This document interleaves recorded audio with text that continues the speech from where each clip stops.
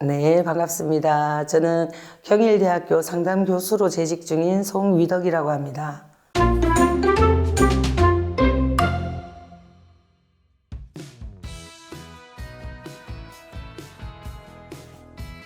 언어가 발달하기 전에 신생아들을 생각하면 신생아의 시력이 20에서 30cm 정도가 된대요. 그러면 그 시선 안에 처음으로 비춰진 양육자, 어머니, 그 어머니의 눈빛을 통해 가지고 자아상이 출발한다, 이런 이론이 있거든요. 그런 거를 생각해 봤을 때 부모 자녀 간의 그 대화는 단순한 메시지의 주고받음이 아니라 그 안에 어떤 정서적인 느낌, 그리고 부모라는 대상이 나를 어떤 시각으로 보고 있는가, 거기에 굉장히 큰 영향을 끼친다고 생각해요. 그래서 근본적인 자존감 내지는 자아 개념, 여기에 부모와의 대화가 영향을 끼치고 있기 때문에 매우 중요하지요. 말이 안 통한다, 이런 말을 하잖아요. 말이 안 통한다라는 거는 언어적인 정보나 메시지가 안 통한다기보다 그 안에 마음이 통하지 않는다, 감정이 통하지 않는다, 내 마음을 몰라준다, 이런 의미이기 때문에 부모 자녀 간의 대화, 소통은 마음의 소통, 감정의 소통, 연결, 이런 거라고 생각을 합니다.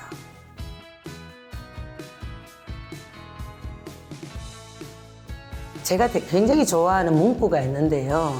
부모가 행복해야 자녀가 행복하다. 바꾸어 말하면 부모가 불행하면 자녀도 불행하다. 이거는 꼭 물질적인 부분을 말하는 것 같지 않아요. 부모가 자기가 불행하다 보면 자신의 그 삶의 무게로 인한 어떤 스트레스와 힘듦과 그 우울을 자녀에게 굉장히 많이 던지는 경향이 있어요. 생각보다 많은 자녀들은 부모를 걱정해요. 부모가 우울해 보여도 걱정하고요. 우리가 아주 어렸을 때 부모를 어떤 눈으로 바라봤던가를 생각해 보면 쉽게 알 수 있을 것 같아요. 내 부모가 불행해 보이거나 너무 고생을 해도 자녀는 자유롭게 자기 삶을 즐기지 못해요. 그러면 부모가 내가 지금 어떤 상태구나, 아이 눈에 내가 어떻게 보일 수 있겠구나를 인식하는 것은 매우 중요하다는 생각이 듭니다. 부모가 자기 상태를 인식한다고 해서 인위적으로 그러면 연기를 해서 바꿔야 된다는 의미가 아니라 나의 이런 심리적인 어떤 상태가 아이에게 영향을 끼치고 있다는 것을 안다는 것은 아이가 조금 불안정한 행동을 할 때 나도 힘든데 니까지 왜 이래가 아니라 어쩌면 내가 불안정하게 요동치는 게 아이의 불안정을 더 가중시키고 있구나를 조용히 이해하는 게 최소한의 안전망이 되지 않을까. 부모가 자기 감정과 자기 삶에 대한 편안함을 책임질 때 아이도 그 아래에서 편안할 수 있다, 이런 생각이 듭니다.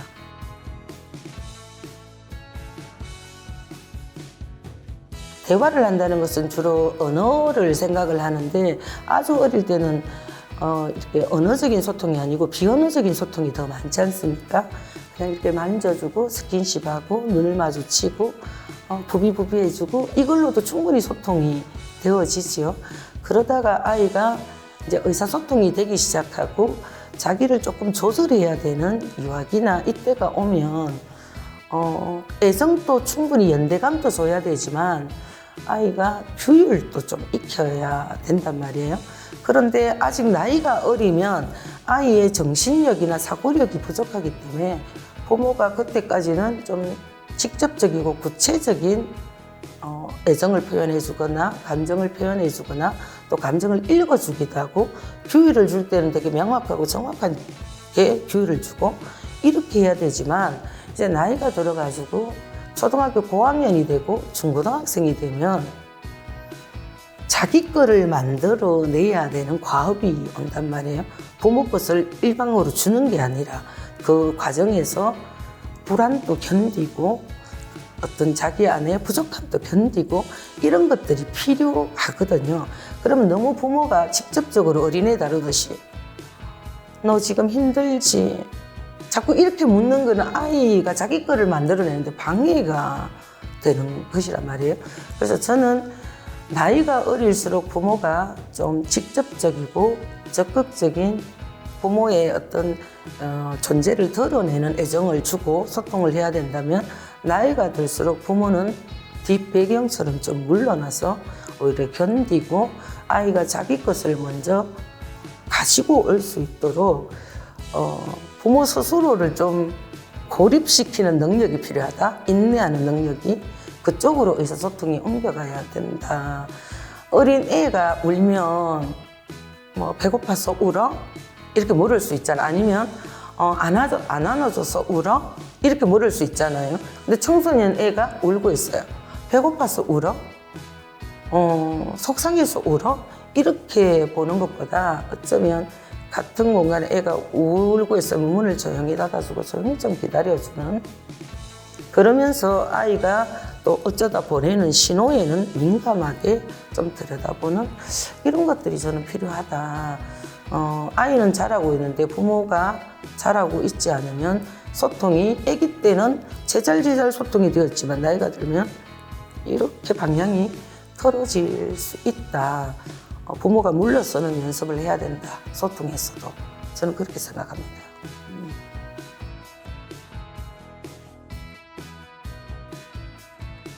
저는 이제 부모가 대부분 아이들과 소통을 하면서 감정 조절이 되어지지 않는 부분은 부모 자신의 심리적인 기대나 자기 열등감과 관련이 된다고 생각해요. 예를 들자면 우리가 왜 애가 준비물을 제대로 안 챙기는 거예요. 그래서 준비물을 좀 챙겨라 했는데 애가 근성으로 응 이렇게 해요. 엄마가 좀 챙기라고, 너 어쩌려고 그래 이래요. 근데 애가 알아서 할게. 엄마가 막 감정이 확 나는 거예요. 근데 말 그대로 애는 알아서 한다고 했거든요. 근데 나는 왜 이렇게 화가 나지? 내 애가 준비물을 챙겨가지 않았을 때 그 안에서 무안하고 그 안에서 곤란하고 여기에 너무 초점을 두는 거예요. 근데 이거는 나의 무안함이지, 애는 준비물을 안 챙겨갔을 때 내가 생각하는 것처럼 그렇게까지 불안하지 않을 수 있잖아요. 부모님들이 대부분은 아이가 경험하고 있는 감정과 부모가 경험하는 감정을 혼란을 겪는 것 같아요. 사실 우리가 왜 자기가 소외에 대한 열등감이 있는 경우에 애가 와서 옆에 친구가 나랑 말 안 해, 나랑 안 놀아줘 이러면 엄마가 거부에 대한 열등감이 있으면 애가 엄청 상처 입었을 거라고 생각해가지고 너도 걔랑 놀지 마라 이렇게 화를 내는 경우가 발생한단 말이에요. 근데 저는 이런 생각이 듭니다. 너무 사랑하는 사이지만 아이와 나는 별개의 존재이다. 아이는 아이 자기의 감정을 체험하고 겪어내야 되고, 부모는 또 나 자신의 감정을 겪어내고 이겨내야 되는 것이다 라는 생각이 들거든요. 그래서 감정이 크게 일어나면 그 속에 내 문제가 있다, 내 기대가 있고, 그래서 감정이 크게 일어날 때마다 좀 들여다보는 작업은 성숙한 부모로서 꼭 필요한 일이 아닐까. 부모가 자기 감정을 아이에게 전가시키면 사실은 소통이나 관계 자체가 굉장히 좀 위험해질 수 있다. 내한테 감정을 너무 이렇게 전가하는 부모를 어떻게 신뢰하고 힘든 일이 있을 때 그런 부모한테 어떻게 기댈 수 있을까? 부모의 첫걸음은 아이의 감정을 달래주는 부모가 아니라 자기 감정을 스스로 돌볼 수 있는 부모여야 되지 않을까? 그런 생각이 듭니다.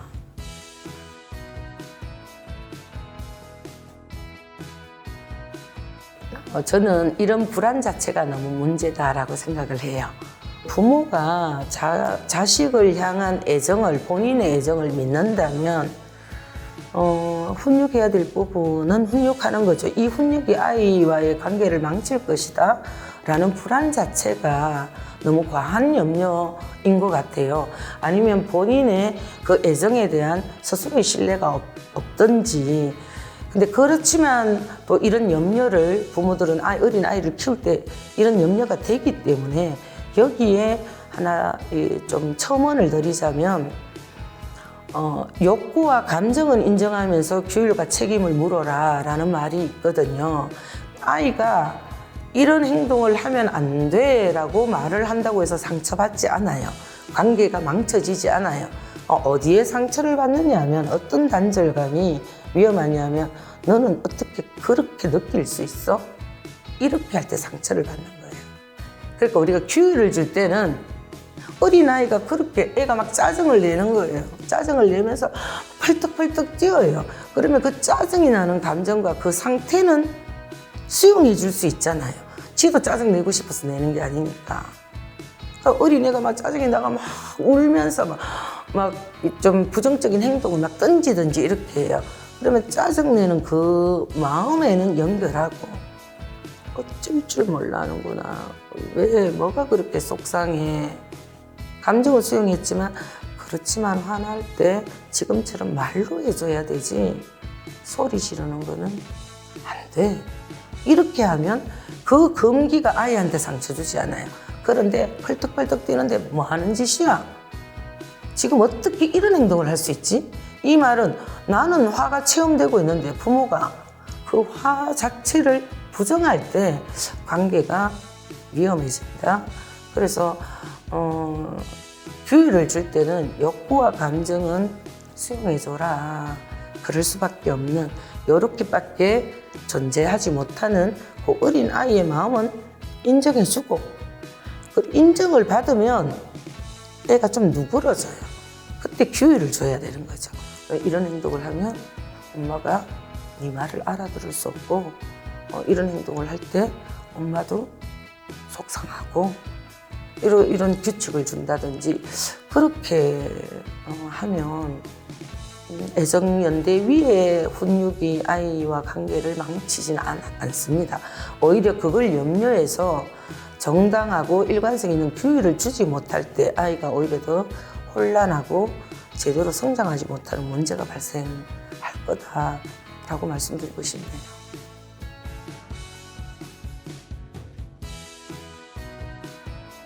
저는 일하는 엄마들의 굉장히 고통스러운 것 중에 하나이죠. 본인의 그 직업적 역할을 충실히 하던 어머니들이 아이를 생각해서 육아휴직이나 이렇게 길게 1, 2년씩 육아에만 전담하기 위해서 그만두는 경우에 저는 부정적인 사례를 너무 많이 봤어요.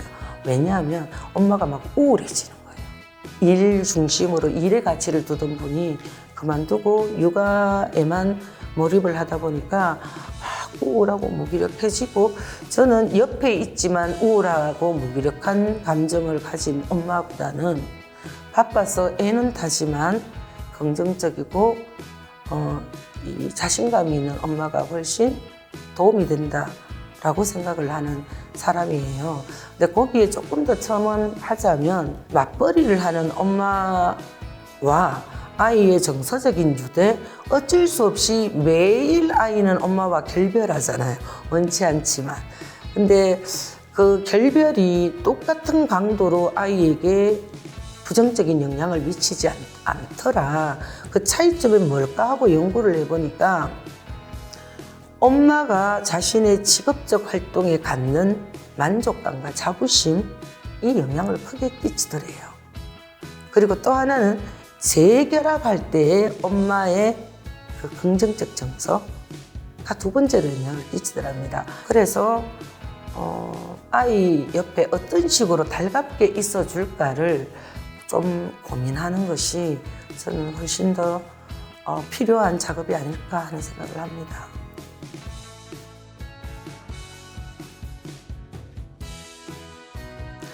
사실은 우리가 지금 되게 공감이라는 말을 굉장히 보편어처럼 사용하고 있는데 실제로 진정한 공감은 정말로 어렵습니다. 왜냐하면 공감을 제대로 하려면 나의 기대와 나의 기준이 없어야 공감이 제대로 되거든요. 본능적으로 엄마들은 자녀의 상태에 공감합니다. 근데 문제는 예를 들자면 내 아이가 저기서 걸어오는데 애가 너무 서둘러서 오는 것이 넘어질까 봐 걱정하고 있었어요. 넘어질까 봐 걱정했는데 애가 진짜 넘어졌어요. 그러면 애가 가닥 넘어지는 순간에 엄마가 아우 이렇게 느껴요. 이거 공감입니다. 내가 넘어지지 않았는데 아이 무릎이 아픈 것만큼이나 내 무릎이 아파요. 이거 공감이잖아요. 어떡해, 너무 아파. 여기까지가 공감인데, 근데 거기에다가 너무 아파, 조심하라 했잖아. 이렇게 되어지는 거예요. 그러니까 이 뒤에 이 염려와 어떻게 하라라는 직접적인 충고가 공감을 막아버리는 거예요. 그래, 애가 막 울면 슬프구나, 어떡해. 이게 공감인데, 애가 막 우는데 씩씩한 어린이는 울지 않아. 이렇게 하는 거예요. 씩씩한 어린이는 울지 않아. 내지는 운다고 해결되나? 울지 마. 그러면 애가 나는 우는 체험이 되어지고 있는데 울고 있는 것에 동의하지 않는 엄마가 있잖아요. 그러면 애가 감정을 숨기게 되겠죠. 이 감정이 틀렸다고 말하니까. 그러니까 이게 사실은 공감을 제대로 하려면 엄마의 이런 염려와 기대와 이런 것들을 좀 내려놔야 되거든요. 근데 생각처럼 이게 내려놓는 게 쉽지 않단 말이에요. 마치 공부하겠다고 준비했는데 잠을 자버렸어요. 그러니까 애가 막 울어요. 오늘 시험 망친다고. 근데 엄마가 괜찮다. 이거 공감 아니잖아요. 애는 괜찮지 않거든요. 섣부른 위로와 섣부른 칭찬이 공감이라고 생각하는데 이건 너무 착각입니다. 그러니까 애가 시험 망친다고 하면서 우는 애한테 괜찮다 괜찮다 지금도 안 늦었다. 아는 늦었잖아요. 그리고 또 뭐 우노 네가 안 하고 그래 놔놓고는 그 시간에 빨리 가겠다. 너무 외롭고 쓸쓸한 일이에요. 안 그래도 자기는 자기한테 실망하고 있을 건데 그런 선택, 지금도 안 늦었어. 어쩔 수 없이 내일 더 열심히 해야지. 지금이라도 조금이라도 해야지. 이거는 지가 선택해야 될 부분. 엄마는 이런 선택으로 빨리 이동할 수 있도록 우리가 공감받으면 합리적인 사고가 빨리 들어오거든요. 합리적인 사고는 지가 해야 될 몫이지 엄마가 주는 방식은 나의 방식이잖아요. 그래서 어떡하노? 아휴 속상해라. 이걸 어떡하노? 그 어떡하노를 견디는 건 지가 견디는 거예요.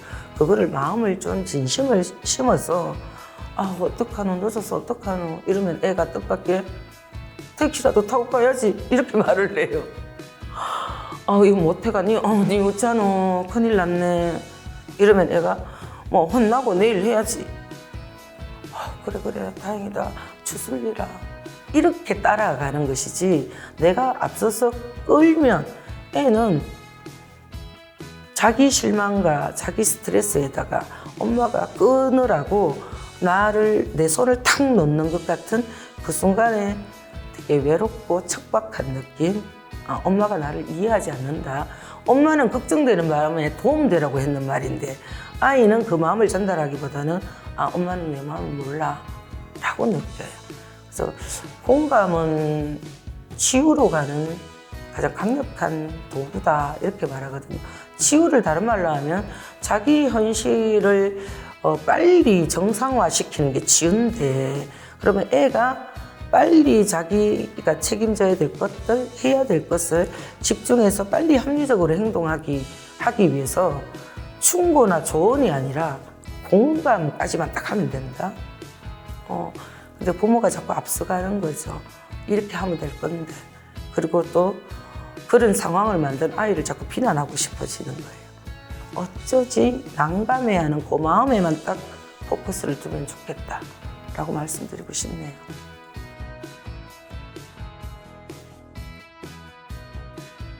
중학생쯤 돼서 말도 적어지고 지방물 딱 닿는다는 건 너무 자연스러운 반응이에요. 아이를 잘 키웠다는 뜻입니다. 오히려 중학생이 됐는데 계속 엄마 옆에 붙어가 막 비주얼 고주얼 다 얘기하려고 그러고 엄마 같이 자자 그러고 이게 더 위험한 징조이지요. 사춘기 청소년기의 특징이 자기에 대한 명확한 어떤 것들을 만들어내는 시기인데 엄마 아빠한테 그렇게 붙어 있어가지고 어떻게 만들어냅니까? 저는 그래서 청소년기에 접어들어서 아이들이 말수가 좀 줄어들고 엄마하고 좀 거리를 좀 두려고 하고 이럴 때 부모들이 해야 될 거는 그 쓸쓸함을 견디는 연습을 좀 해야 됩니다. 그리고 나면 어른 대 어른으로서의 관계, 어른 대 어른으로서의 대화가 이루어져요. 그 청소년기에 너무 다가가려고 하면 안 됩니다. 다가가고 싶은 이 충동과 유혹을 좀 견디라라고 추천드리고 싶어요. 너무 빤히도 보지 말고 애가 말을 안 하고 막 애 동선을 따라 막 엄마가 움직이는 거예요. 눈이. 너무 궁금한 거예요. 왜 말을 안 할까? 그래서 막 어떤 부모님들은 너무 궁금해가지고 애 방문도 못 닫게 하고 이 단절되는 게 두렵다고 거실에서 다 같이 생활하고 그런 어느 정도의 거리를 둠으로써 더 가까워질 수 있는데 부모가 그런 충동을 좀 이기는 게 되게 필요해요.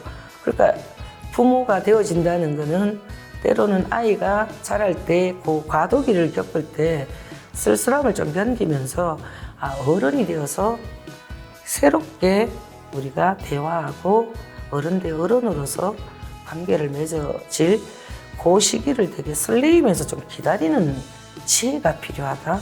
저는 그런 생각이 듭니다.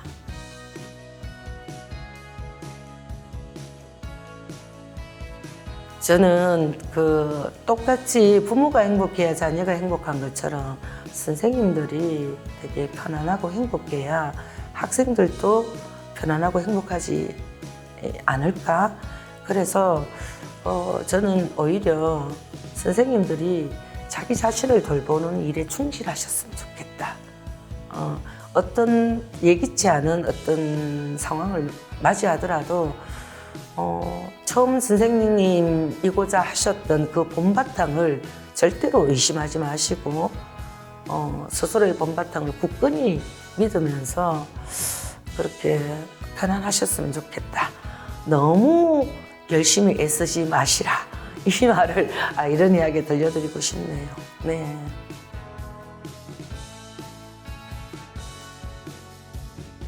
학부모님들한테 꼭 전달하고 싶은 메시지는 두 개인 것 같아요. 이 메시지는 부모들이 공통적으로 가장 자녀를 크게 오해하는 부분이라서 말씀드리고 싶은 자녀가 부모들이 생각하는 것보다 훨씬 더 부모 걱정을 많이 하고 부모만 헌신하는 게 아니다. 자녀도 부모를 향해 엄청난 헌신을 하고 있다는 사실. 내가 일방적으로 헌신하고 있고 자녀는 생각도 없이 이기적이야 라고 생각하는 것은 부모들의 굉장히 잘못된 편견이다. 이 말씀을 꼭 전해드리고 싶고요. 또 하나는 자녀와 반드시 밀착되어야 좋은 관계가 아니다. 때로는 조금 거리를 두고 아이의 공간을 허용하고 인정할 때 오히려 더 좋은 관계가 될 수 있다.